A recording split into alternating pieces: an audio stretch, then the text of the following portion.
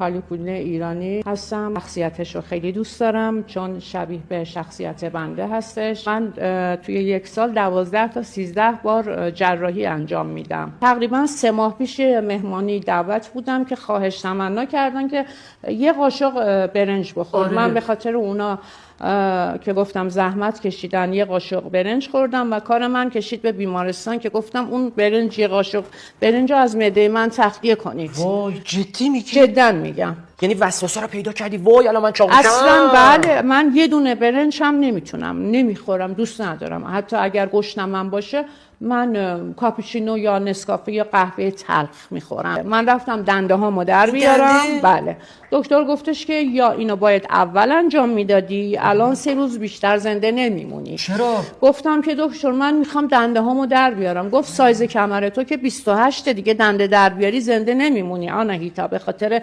بیهوشیایی که گرفتی. گفتم اشکالی نداره، این مونده توی دلم، بذار من 3 روز بیشتر زنده نمونم. یعنی واقعا حاضر بودی؟ واقعا حاضر بودم. در بیاره که چی بشه؟ خب دوست دارم، خیلی علاقه شدید دارم. کمرم یعنی دیگه کمر ندارم.